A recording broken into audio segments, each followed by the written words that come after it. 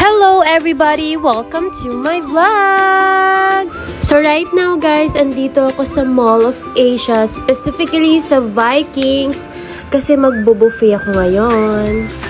Maaga nga kami pumunta today dito sa Vikings guys, ang isa sa pinakamalaking buffet sa Mall of Asia. Kasama ko yung family ng ka-workmates ko, so nakikipamilya na lang ako since wala namang family ko here sa Manila. Di kasi guys, birthday ng ka-workmates ko / ka-boardmate. It's her birthday and she invited her entire family to celebrate it in Vikings. Syempre, kasama ako sa entire family. Kasama namin yung father and mother niya as well as her brother and her nephew. Then, sumunod na lang din yung cousin niya after an hour. Sobrang saya to meet her family guys. Ang sweet ng mom niya and her dad was so thoughtful. No wonder why ang bait din niyang tao and sobrang disiplinado dahil sa mga taong nakapaligid sa kanya. Happy birthday by the way, and I'm not gonna mention na lang your name and your age, pero patanda ka na sis. I'm so lucky to meet you cause your soul was pure and as water and your heart was beautiful.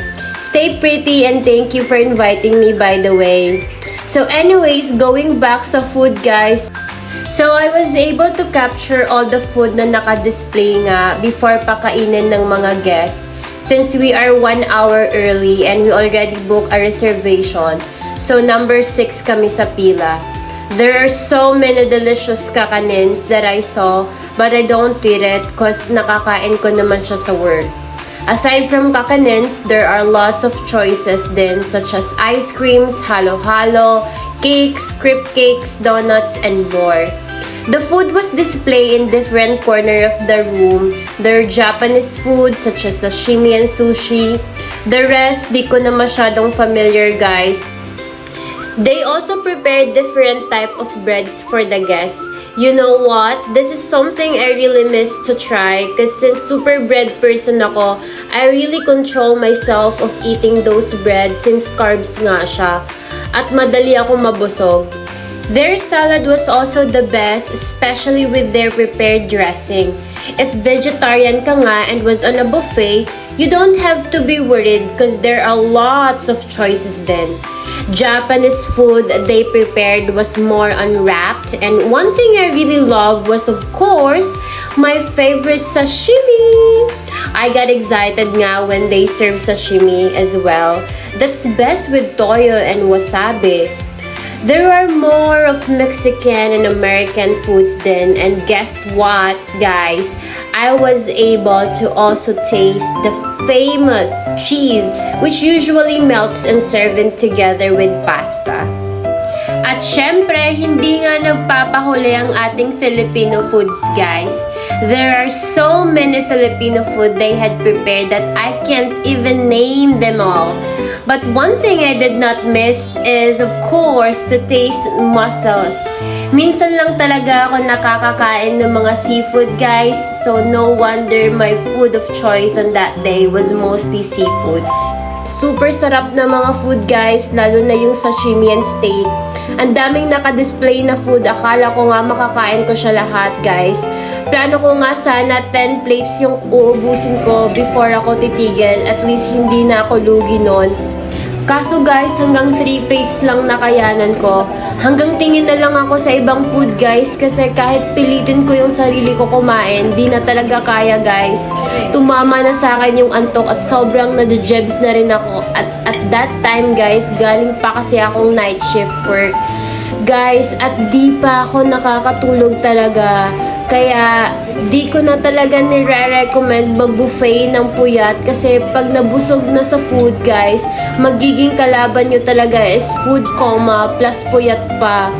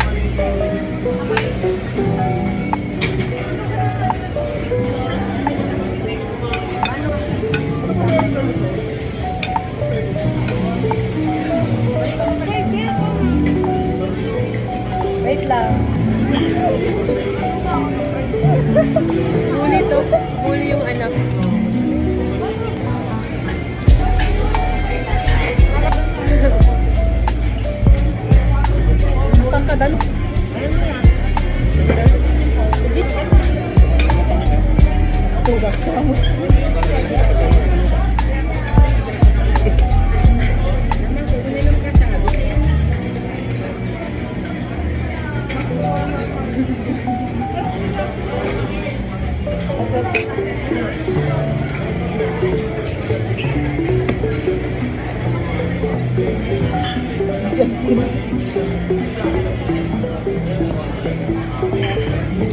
kaya Agnes, magpatulo tayo ngayon. Ano.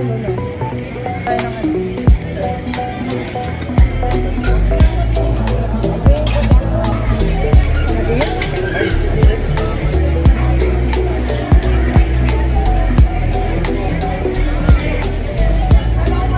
Nakapatulo pa.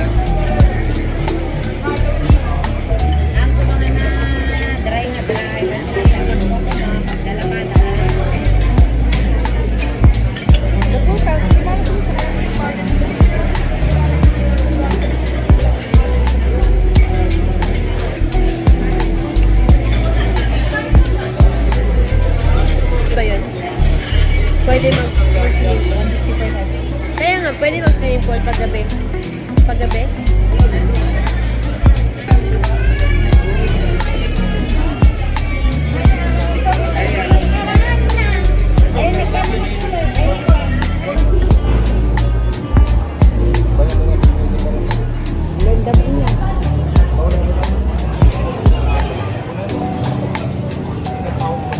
Picture mo ako dyan sa cellphone mo.